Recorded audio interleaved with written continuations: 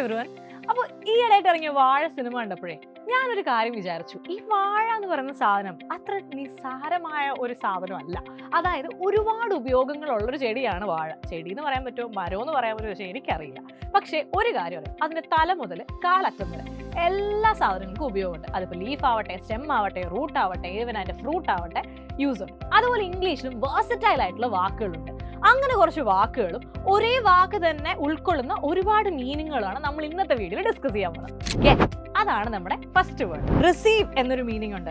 I got A gift എന്ന് പറയാം. Become, she got angry എന്ന് പറയാം. അണ്ടർസ്റ്റാൻഡ് എന്നൊരു മീനിങ് ഉണ്ട്. ഐ ഗെറ്റ് ഇറ്റ് എന്ന് നമുക്ക് പറയാം. റീച്ച് എന്നൊരു മീനിങ് ഉണ്ട്. വി ഗോട്ട് ഹോം എന്ന് പറയുമ്പോൾ അവിടെ റീച്ച് ആയി എന്നാണ്. അപ്പം ഒരേ ആള് തന്നെ പല മീനിങ് ആണ് എന്ത് ചെയ്യുന്നത്, ഉൾക്കൊള്ളുന്നത്. വേറൊരു വേർഡ് പറയാം, ടേക്ക്, TAKE.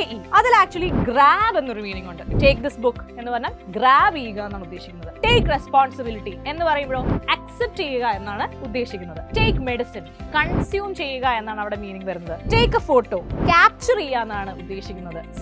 സെറ്റ് എന്ന് പറയുമ്പോഴത്തേക്കും അറേഞ്ച് എന്നൊരു മീനിങ് ഉണ്ട്. സെറ്റ് ദ ടേബിൾ എന്ന് പറഞ്ഞാൽ അറേഞ്ച് ചെയ്യുക എന്നാണ്. സെറ്റ് എ ടൈം, ഫിക്സ് ചെയ്യുക എന്നൊരു മീനിങ് അവിടെ വരുന്നുണ്ട്. A set of books, collection എന്നൊരു മീനിങ് വരുന്നുണ്ട്. ദ സൺ സെറ്റ്സ് എന്ന് പറയുമ്പോൾ സൺസെറ്റ് അസ്തമിക്കുന്നു എന്നാണ് ഉദ്ദേശിക്കുന്നത് അവിടെ. ദെൻ റൺ, RUN, റൺ എന്ന് പറയുമ്പോൾ മൂവ് ഫാസ്റ്റ് എന്നൊരു മീനിങ് ആണ്. ഹി റൺസ് ഡെയിലി, ഭയങ്കര ഫാസ്റ്റ് ആയിട്ട് മൂവ് ചെയ്യുന്നുണ്ട്. ഓപ്പറേറ്റ് എന്നൊരു മീനിങ് ഉണ്ട്, which means the machine runs well, അതായത് നന്നായിട്ട് നടക്കുന്നുണ്ട് കാര്യങ്ങൾ എന്ന് പറയാം. Manage, she runs A company, അവളൊരു കമ്പനി റൺ ചെയ്യുന്നു എന്ന് പറയുമ്പോഴത്തേക്ക് അവൾ മാനേജ് ചെയ്യുന്നതാണ് അർത്ഥം.